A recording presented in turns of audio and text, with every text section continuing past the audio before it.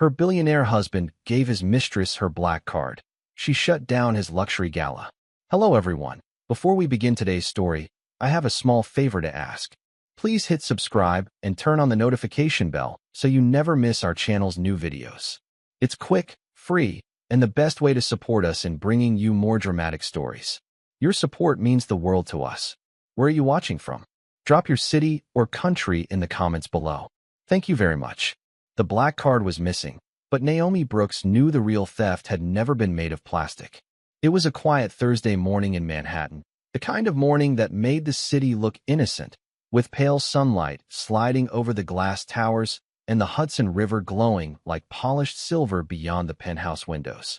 32 floors above Park Avenue, Naomi stood barefoot on white marble, wrapped in a cream cashmere robe, reading the final list of scholarship recipients for the Whitmore Foundation's annual gala. 200 names. 200 students from Brooklyn, Queens, Detroit, Atlanta, and small towns most of the donors would never visit. She had read every application herself, every essay written by a young person who believed education could open a door their family had been knocking on for generations. That was why tonight mattered to her. Not the chandeliers, not the press wall, not the $4,000 dinner plates or the women who measured kindness by the size of a diamond bracelet. Tonight was supposed to be about children who deserved a chance. Naomi touched one name on the page and smiled softly. Grace would have cried over this, she thought. Her mother, a retired public school teacher from Baltimore, had raised her to believe that dignity was not something a rich man could give you. It was something you carried into every room, even when that room was built to make you feel small. Across the penthouse, Preston Whitmore's closet door stood open, revealing rows of dark Italian suits arranged like soldiers. He had already left for the office before sunrise, leaving behind only the faint scent of cedar, expensive cologne, and distance. Lately, distance had become his most honest language. Naomi noticed it in the half-finished conversations, the late dinners canceled by text, the way his smile sharpened whenever donors praised her more than him. Once, he had admired the way she made people feel seen. Now, he seemed offended by it. Her phone vibrated beside the scholarship folders. The caller ID read, First Atlantic Private Banking. Naomi answered with the calm politeness she had learned from years of being underestimated in rooms where anger would only be used against her. Mrs. Whitmore, the banker said carefully, we're calling to verify several high-value transactions on your black card this morning.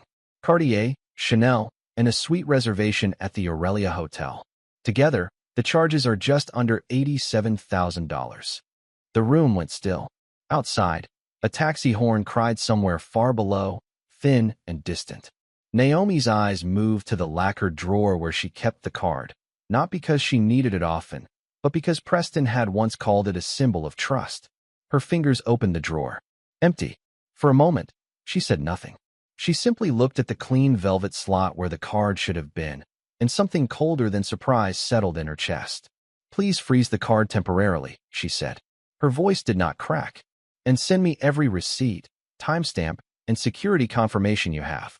The banker hesitated. Of course, Mrs. Whitmore. There is also boutique video verification attached to one purchase. Minutes later, the footage arrived. Naomi opened it on her tablet. The image was bright, sharp, merciless.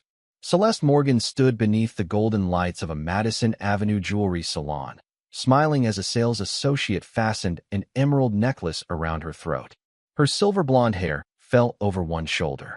Her red nails tapped Naomi's black card against the glass counter as if it belonged to her, as if Naomi's name engraved across the front were no more important than dust. Then Celeste laughed, turned slightly toward the camera, and said to the nervous associate, Mrs. Whitmore won't mind. Her husband gave it to me. Naomi watched the clip once, then again, not because she needed proof, but because she wanted to remember the exact moment her marriage stopped pretending to be wounded and finally revealed itself as theft. She placed the tablet face down beside the scholarship list. The city kept shining. The gala would still happen. Preston would still stand beneath a spotlight and speak about loyalty, legacy, and compassion. Celeste would likely walk in wearing Naomi's money around her neck, believing humiliation was a crown. Naomi closed the empty drawer with gentle precision. She did not cry. She did not call Preston. She did not throw the tablet across the room or let pain make her smaller than the truth.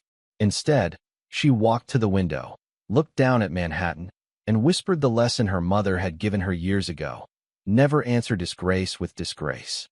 Then she picked up her phone and called Marcus Ellison, her attorney. "Marcus," she said, calm as glass, "I need you to prepare the documents we discussed. Tonight, my husband is hosting a gala. By the end of it, everyone will know what he truly spent my name on." By late afternoon, the penthouse had become so quiet that even the soft tick of the antique clock in the foyer sounded like a warning.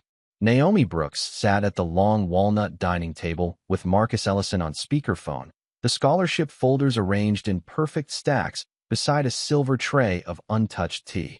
Marcus had been her attorney for 6 years, but more importantly, he understood the difference between revenge and accountability. He did not ask whether she was sure. He only asked whether she had the strength to let the truth arrive in its own time.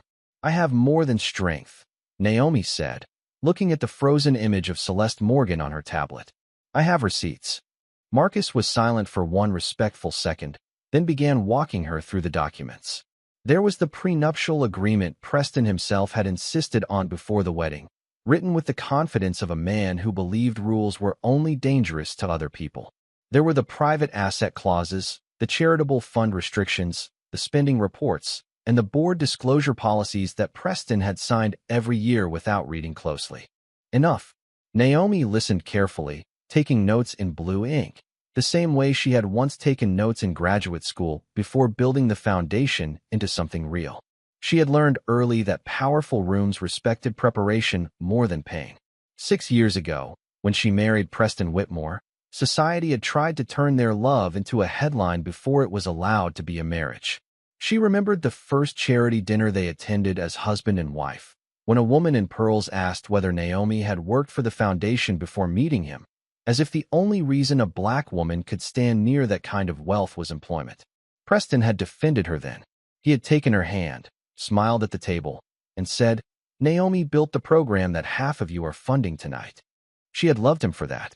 Or perhaps she had loved the man she believed he was becoming. In the beginning, he came to her community events without cameras. He sat in school auditoriums with broken air conditioning and listened to parents explain why a $500 emergency could destroy a family. He watched Naomi kneel beside children in crowded classrooms and speak to them like their dreams were not charity, but prophecy. Back then, he looked at her as if her compassion had opened a door inside him. Then the donors started asking for Naomi by name. Reporters quoted her speeches instead of his. The foundation began appearing on national lists, not because of Preston's money, but because of Naomi's results. That was when his compliments became corrections. Her dress was too modest. Her speeches were too personal. Her focus on working families was too specific. "You need to remember the Whitmore name carries this," he told her once in the elevator after a benefit dinner. Naomi had looked at him through their reflection in the mirrored doors and said softly, "No, Preston, the children carry it. We are only holding the door open." He had not smiled. Now, hours before the gala, Naomi finally understood that Preston had not simply betrayed his vows. He had betrayed the part of himself that had once been capable of humility. Marcus's voice brought her back. "The email package is ready.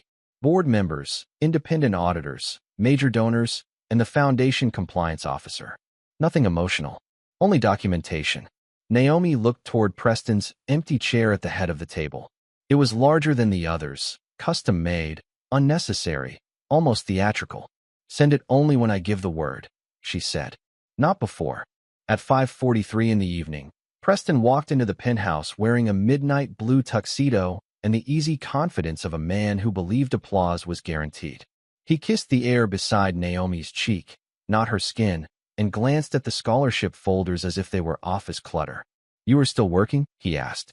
"Tonight is important." Naomi closed the top folder with care. "That is why I am still working." His phone lit up in his hand. A message preview appeared before he turned it over, but Naomi saw enough. "Celeste, I have the necklace. I cannot wait for them to see who belongs beside you." Preston slipped the phone into his pocket, his expression unreadable. "We're something memorable tonight," he said. "The press will be everywhere." Naomi stood slowly, her posture straight, her face calm. "Do not worry," she said. No one will forget tonight. The Grand Meridian Hotel rose above Fifth Avenue like a monument to polished money, its limestone entrance glowing beneath rows of white lights, and its red carpet guarded by velvet ropes, photographers, and men in black suits who spoke into discreet earpieces. By 7 o'clock, the autumn air had turned crisp, carrying the scent of rain from the Hudson and the sharp sweetness of white roses arranged in towering glass vases near the entrance. Naomi Brooks arrived alone in a black satin gown with long sleeves and no visible jewels except her wedding ring, which looked almost too small for the size of the truth she was carrying. Her driver opened the door, and for one suspended second the cameras hesitated, as if they had expected someone brighter, louder, easier to consume. Then the flashes began. "Mrs. Whitmore, over here." Naomi, one smile. "Is Preston inside already?" She gave them a calm, graceful smile, the kind that revealed nothing and protected everything. Inside, the ballroom shimmered with controlled perfection. Crystal chandeliers poured light across gold-trimmed walls. A string quartet played near a fountain of champagne. Donors stood in small circles, their laughter soft, their watches expensive, their kindness carefully dressed for public view. Along one wall, framed photographs showed students receiving scholarships, mothers attending financial literacy classes, and community centers rebuilt with foundation grants. Naomi paused before a picture of a little girl from East New York holding a certificate with both hands, smiling as if the paper were a key to another life. That was the reason Naomi had stayed silent for so long. Not because she was weak, because she knew scandals did not only break marriages. Sometimes they broke the institutions innocent people depended on. "Naomi." The voice came from behind her, smooth as silk over a blade.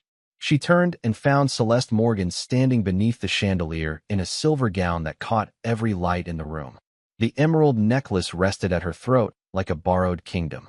Around her wrist glittered a diamond bracelet Naomi had seen on the receipt from Cartier less than 12 hours earlier. Celeste smiled with the careful sweetness of a woman performing for witnesses. "You look elegant," she said. "Very understated." Naomi let the words settle between them. Understated. In rooms like this, it was often the polite costume of insult. "And you look expensive," Naomi replied. Her tone was soft enough that nearby guests leaned closer, hungry for a scene they could pretend to regret later. Celeste touched the emeralds at her neck. "Preston has generous taste." "Yes," Naomi said, her eyes moving briefly to the necklace. "He always did enjoy spending what did not belong to him." Celeste's smile flickered, but only for a moment. Across the ballroom, Preston appeared beside the mayor, laughing with one hand in his pocket, perfect beneath the lights. When he saw Naomi and Celeste facing each other, something tightened in his jaw. He began walking toward them, but slowly, as if speed would admit guilt. Celeste lifted a champagne flute from a passing tray and stepped closer to Naomi. Her perfume was too sweet, too confident. "You know," she murmured, low enough for cruelty but high enough for performance. "Some women spend years being wives and still never get chosen." Naomi looked at her for a long, quiet breath. She did not look at the cameras. She did not look at Preston. She looked only at Celeste, at the necklace, at the woman who had mistaken access for love and humiliation for victory. "And some women," Naomi said, "mistake being used for being loved." The room seemed to inhale. Celeste's eyes hardened. "Careful, Naomi. This is Preston's night." Naomi glanced toward the stage, where his name had been printed in gold across a banner celebrating humanitarian leadership. Then she looked back at Celeste and gave the smallest smile. "No," she said. "Tonight belongs to everyone he forgot was watching." Preston reached them then, his hand lightly brushing Celeste's elbow before he caught himself and turned the movement into a gesture toward the room. "Naomi," he said, voice low and controlled. "Not here." She studied him calmly. This man who had once held her hand in school gyms and promised to help her change lives, now standing between his wife and his mistress as if posture could repair character. "You are right," she said. "Not here." For a second, relief moved across his face. Then Naomi placed her untouched champagne glass on a waiter's tray, turned toward the scholarship display, and walked away with the quiet dignity of a woman who was not retreating, only choosing the perfect place to stand when the truth arrived. Naomi did not leave the ballroom because she was afraid of what people might say. She left because truth, if it is going to survive a room full of powerful people, must be handled with clean hands.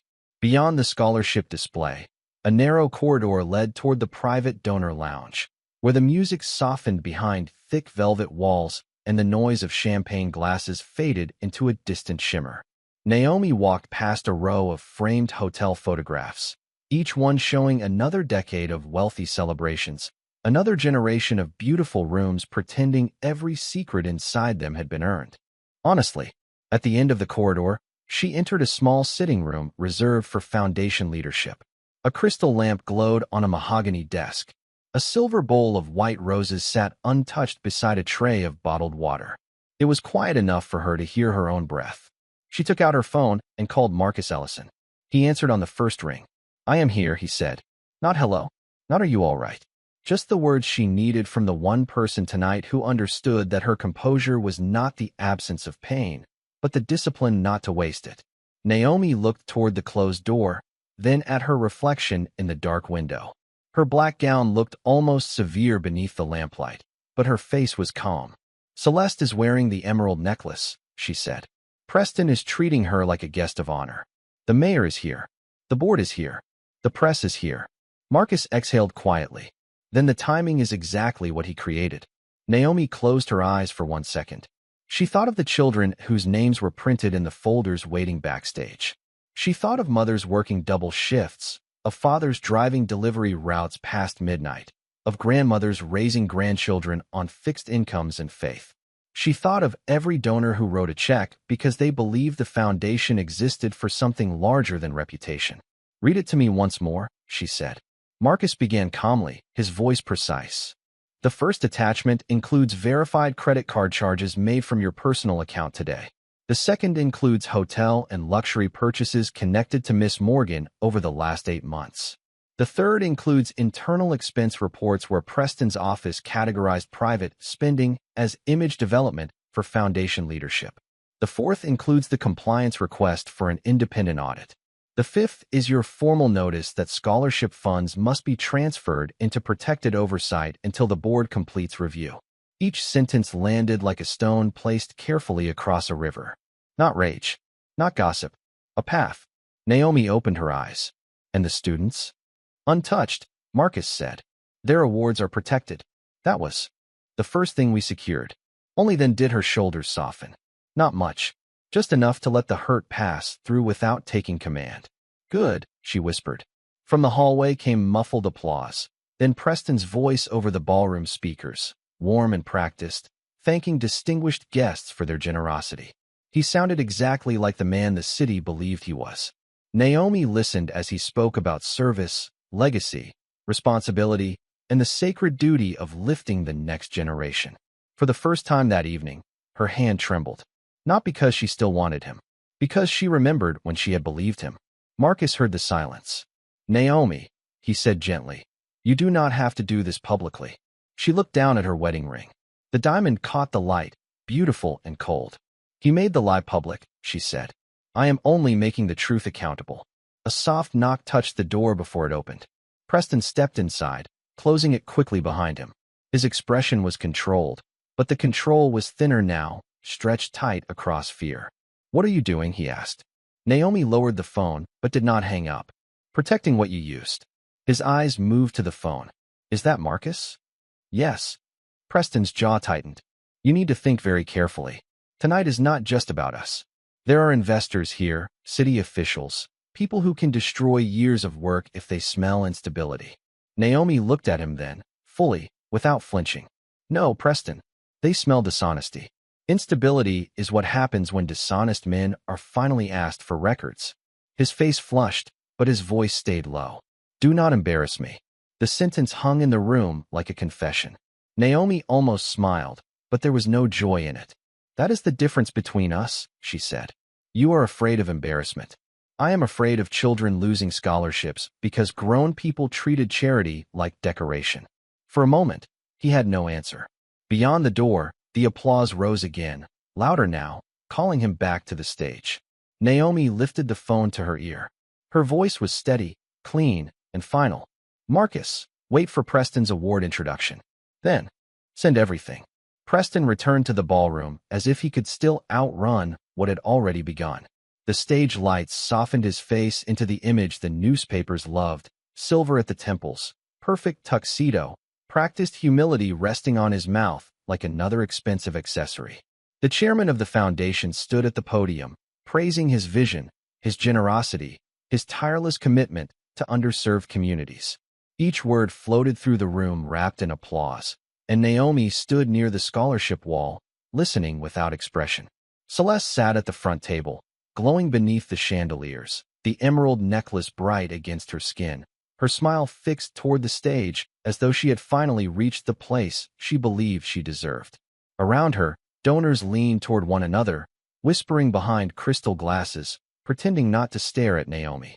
The string quartet fell silent. The chairman lifted a glass. Tonight, it is my honor to present Preston Whitmore with the Humanitarian Visionary Award. The room rose to its feet. Preston stepped forward, placed one hand over his heart, and bowed his head with the polished modesty of a man who had rehearsed gratitude in the mirror. At the back of the ballroom, Naomi's phone vibrated once. Marcus had sent no words, only a single check mark. Everything was in motion. Preston began his speech. Service has always been the foundation of my family's legacy, he said, his voice warm and deep. My wife and I built this organization because we believe every child deserves opportunity, dignity, and the chance to dream beyond the circumstances they were born into. Naomi watched the word wife pass his lips without weight.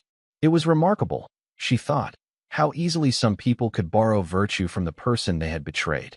He continued, speaking of sacrifice, trust, and the importance of leadership. Then the first phone lit up.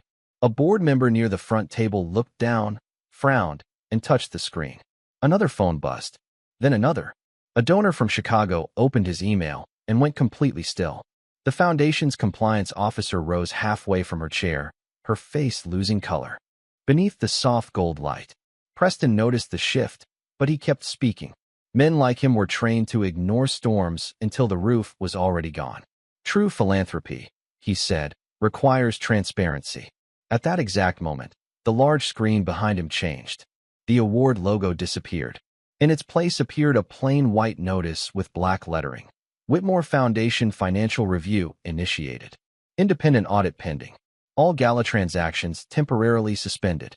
The applause died so completely that the room seemed to lose air. Preston turned toward the screen, his smile frozen. Celeste's hand flew to the emerald necklace, then dropped as several guests looked from the notice to her jewelry with sudden understanding. A waiter stopped beside a table, holding a tray of untouched champagne. The mayor's wife closed her purse with a quiet click that sounded louder than music. Preston faced the audience again, but his voice had lost its velvet edge. There appears to be a technical issue. Naomi stepped away from the scholarship wall.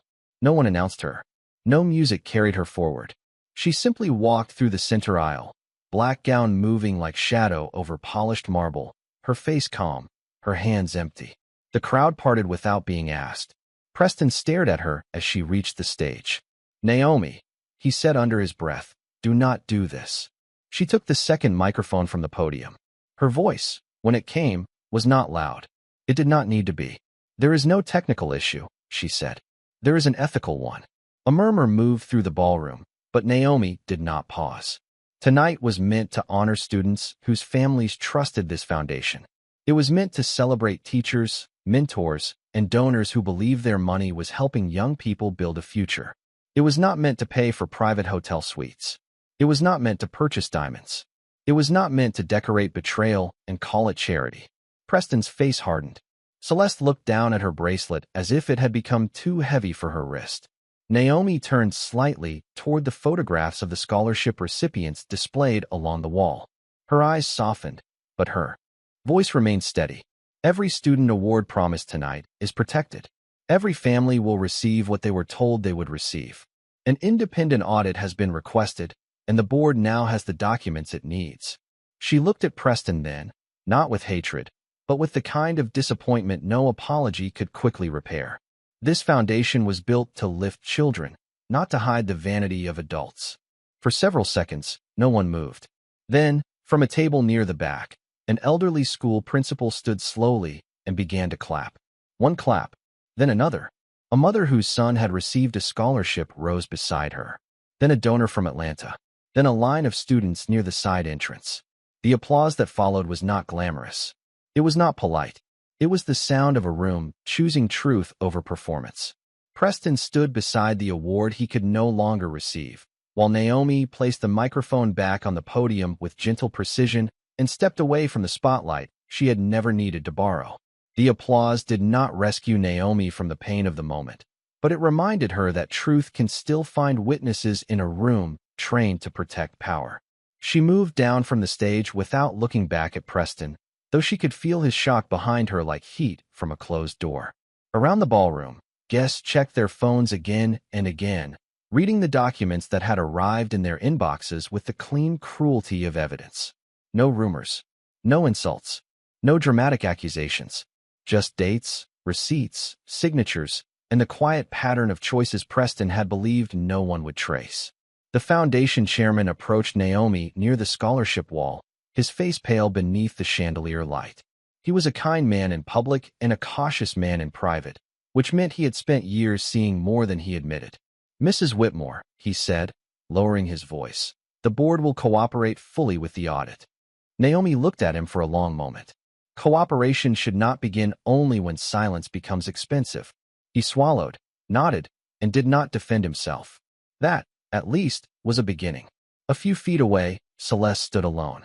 Beside the front table, the emerald necklace no longer looked like victory. It looked like evidence resting against her collarbone. People who had smiled at her 10 minutes earlier now looked past her with the sudden politeness reserved for scandal. Celeste's eyes found Naomi's, and for the first time that evening there was no performance in them. Only confusion, humiliation, and the first sharp edge of understanding. Naomi could have walked over and finished what the room had started. She could have given Celeste one perfect sentence that would follow her through every society page in New York. But Naomi remembered her mother's lesson. Never use another woman's shame as proof of your own worth. So she did not speak to Celeste. She spoke to the room. Taking a microphone from the scholarship coordinator, Naomi turned toward the guests who had not yet sat down. "Before anyone leaves," she said, "I want to make one thing clear. The students honored tonight are not part of this failure. Their dreams are not canceled because adults failed to honor responsibility. Every scholarship will be funded. Every mentorship placement will continue. Every family who came here tonight will leave with the promise they were given." A mother near the side entrance covered her mouth, her eyes shining. A teenage boy in a navy suit gripped his certificate tighter, as if he were afraid hope could still be taken away if he loosened his hands. Naomi saw him and softened. "You earned this," she said, looking at the students now. "Not because of a last name on a building. Not because of a billionaire at a podium. You earned this through study, discipline, sacrifice, and courage. Do not let anyone's dishonesty make you question your worth." The room changed then.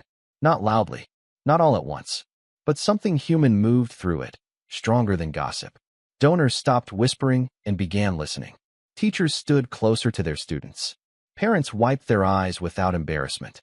The gala, stripped of its glittering lie, finally became what Naomi had always wanted it to be. A room where people with resources remembered people with dreams. Preston stepped off the stage and moved toward her, but two board members intercepted him with stiff faces and urgent words. He looked past them at Naomi, and the expression in his eyes was almost boyish in its disbelief, as if he had never imagined she would choose the foundation, the children, and herself over protecting his image. Naomi turned away. Marcus entered the ballroom through the side doors, his charcoal overcoat folded over one arm, his tablet in hand. He stood beside her quietly. "The oversight transfer is ready," he said. "The independent board can assume temporary control by midnight." "Good," Naomi replied. "And the emergency scholarship account?" "Protected, fully funded, separate from Preston's authority." For the first time all night, Naomi allowed herself to breathe deeply. The air smelled of roses, candle wax, and the end of an illusion. Across the room, the elderly principal who had started the applause came forward with careful steps. "Mrs. Whitmore," she said, taking Naomi's hands in both of hers, "I taught for 41 years. I have seen children lose faith because adults made promises they did not keep. Thank you for keeping yours. Naomi's composure almost broke then, not from humiliation, but from grace. She squeezed the woman's hands gently. My mother was a teacher, she said. She used to say a promise to a child is sacred. The principal smiled. Your mother raised you well. Naomi looked back toward the scholarship photographs, the bright faces, the futures still intact. Behind her, Preston's empire of applause was collapsing into phone calls, legal questions, and silent judgment. In front of her stood the people who mattered. And in that moment, Naomi understood that shutting down a gala was not the victory. Keeping hope alive after the lights went out was. By midnight, the city knew Preston Whitmore had lost control of more than a gala. By morning, every major business outlet carried the same careful words: independent audit, donor review, temporary resignation, foundation oversight. The headlines were not cruel, but they were unforgiving, and that made them worse for a man who had spent his life polishing perception until it looked like character. In the penthouse, Preston stood alone before the wall of windows, still wearing the tuxedo from the night before, the bow tie loosened at his throat, his phone glowing with missed calls from board members, investors, publicists, and friends who had suddenly remembered urgent reasons to be unavailable. The apartment looked unchanged. The white marble still shone. The skyline still glittered. His name was still on the private elevator. Yet everything felt borrowed now, even the silence. Celeste had left 2 hours after the gala, escorted not by Preston but by embarrassment. She had returned the necklace in a velvet box placed on his desk without a note.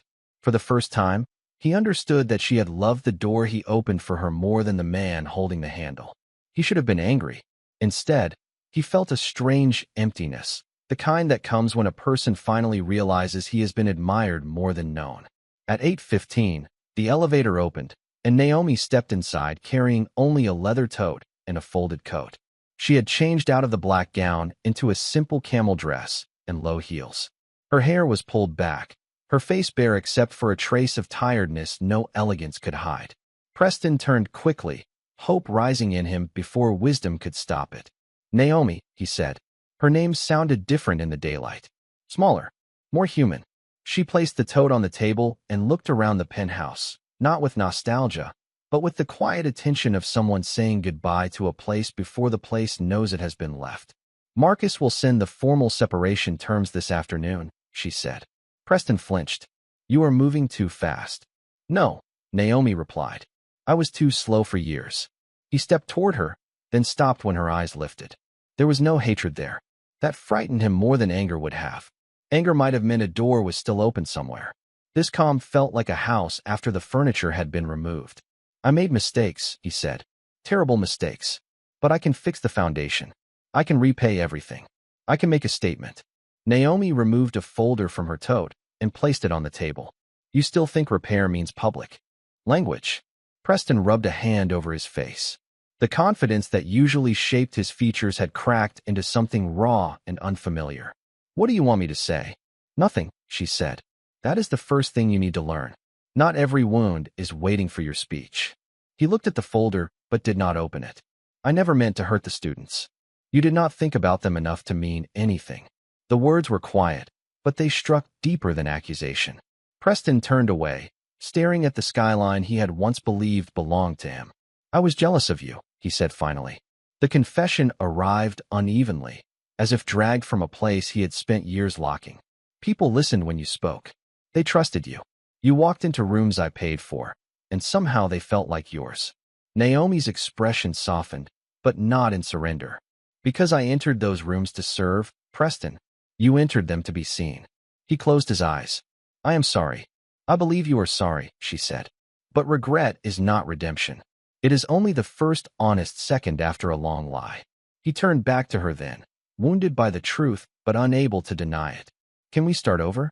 Naomi looked at the dining table where scholarship folders had been stacked less than 24 hours earlier, at the chair Preston had used like a throne, at the window where she had whispered her mother's lesson before choosing courage over silence.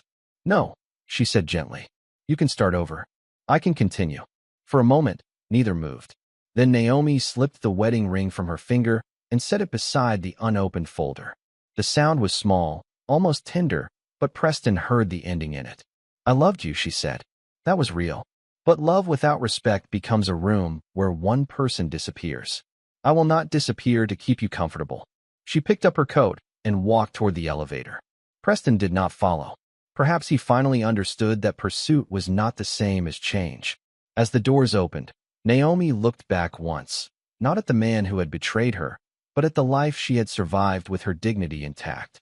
When the doors closed, Preston remained alone with the ring, the skyline, and the first honest silence he had ever earned.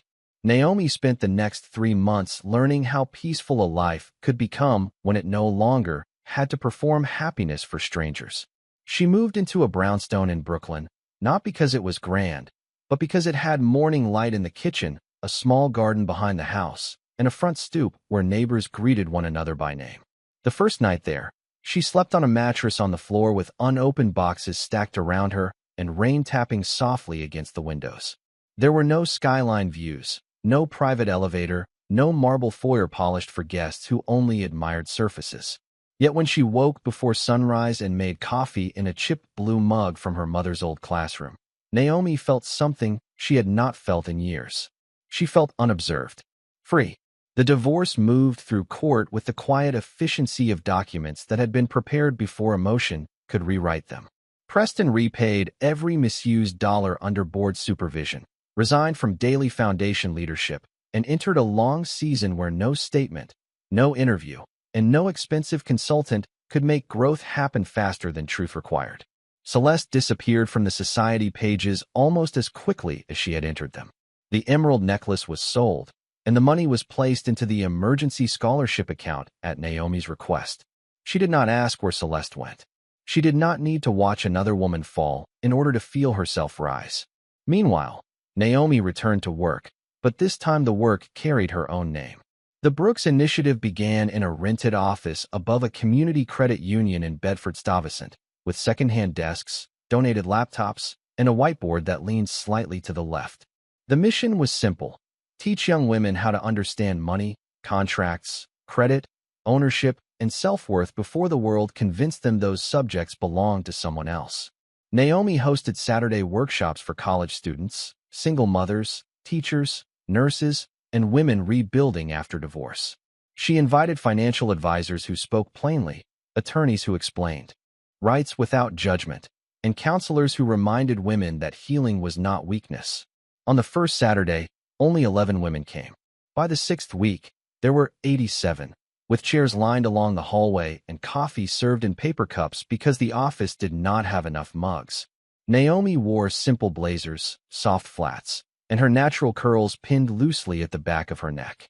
She no longer dressed for a man's approval or a room's permission. She dressed for work that mattered. One afternoon, after a session on shared accounts and personal credit, a young woman named Tasha stayed behind while the others gathered their folders. She was 24, studying nursing at night, raising a little boy during the day, and carrying the careful exhaustion of someone who had learned to be brave before she was ready. "Mrs. Brooks," Tasha said, then corrected herself with a shy smile. "Ms. Brooks, can I ask you something?" Naomi closed her notebook. "Of course." Tasha looked down at the budgeting worksheet in her hands. "How did you not become bitter?" Naomi did not answer quickly. Through the window, late winter sunlight touched the brick buildings across the street, turning them gold at the edges. She thought of Preston's empty chair, Celeste's borrowed emeralds, the ballroom full of whispers, the ring resting on the table like a period at the end of a sentence. "Some days I was bitter," Naomi said honestly. "But I did not want bitterness to become the only thing my pain built." Tasha nodded slowly, as if the words had found a place to land. Naomi continued, "What happened to you can explain your boundaries. It does not have to become your identity." That evening, after everyone left, Naomi stood alone in the small office and looked at the whiteboard covered in names, goals, and workshop dates. The room was not glamorous. The lights hummed softly. The heater clicked near the floor. Outside, buses sighed at the curb, and people hurried home with grocery bags, backpacks, and tired shoulders. It was real life, imperfect and holy in its own way. Naomi picked up a marker and wrote a sentence across the top of the board. "Access is not the same as power." Then she paused and added beneath it, "Power is knowing you are not for sale." She capped the marker, turned off the lights, and walked into the cold Brooklyn evening with her coat wrapped tightly around her, no black card in her purse, no billionaire's name attached to hers, and no fear that she had lost anything worth keeping. 1 year later, the room was smaller, but the light was warmer. Naomi Brooks stood inside a restored community hall in Brooklyn, watching volunteers arrange folding chairs beneath strings of soft white bulbs. There were no crystal chandeliers, no velvet ropes, no photographers shouting her name from behind barricades. The flowers came from a neighborhood shop 2 blocks away. The food was prepared by a local catering program that trained women returning to the workforce.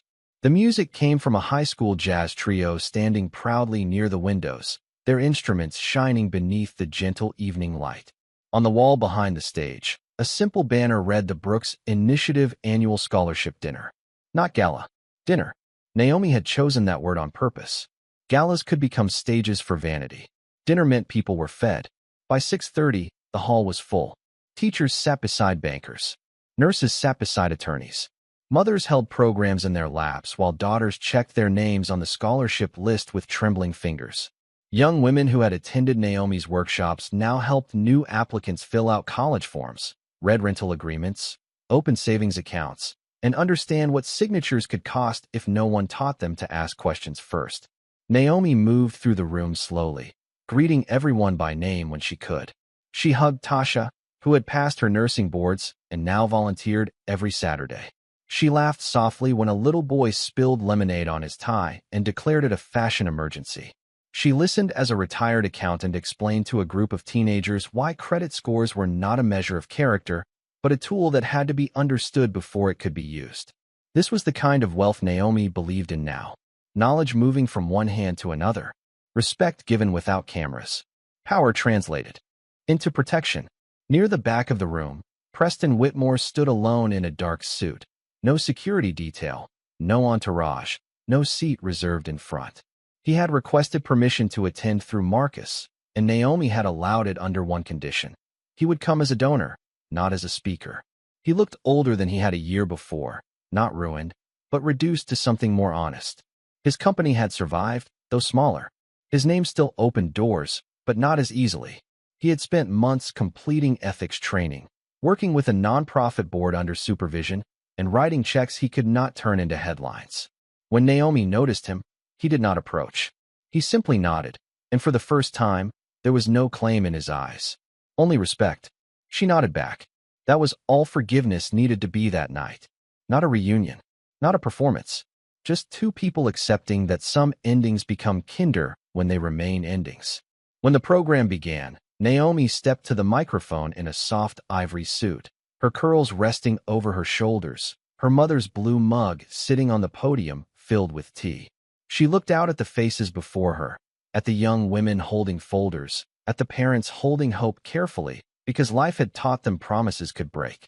A year ago, she said, I stood in a very different room and learned that a beautiful event can still be empty if it is not built on truth. Tonight, I stand in this room and see something far more valuable than luxury. I see community. I see courage. I see people choosing to protect one another. The hall grew quiet in the way only honest rooms can. Naomi continued, money can open doors, but it should never decide who deserves dignity. Love can be generous, but it is not love if it asks someone to disappear. And power means nothing if it cannot be used to keep a promise to someone with less of it. In the front row, Tasha wiped her eyes. A scholarship recipient held her grandmother's hand. Preston lowered his gaze, not in shame this time, but in recognition. Naomi smiled softly. A woman does not become powerful because someone gives her access. She becomes powerful when she remembers she was never property. The applause rose slowly, then fully, filling the hall until the windows seemed to hold the sound. Naomi did not feel triumphant in the old way. She felt rooted. She felt useful. She felt free. And that was better than revenge. This story leaves us with a simple truth. Love without respect is not love. Wealth without integrity is only decoration. And dignity is never something another person gets to lend or take back. When someone betrays us, the deepest victory is not becoming cruel enough to hurt them in return. It is becoming wise enough to protect ourselves, brave enough to protect others, and gentle enough to keep our humanity intact. Naomi's journey reminds us that real power is not found in a black card, a last name, or a room full of applause. Real power is knowing your worth, honoring your promises, and choosing truth even when silence would be easier.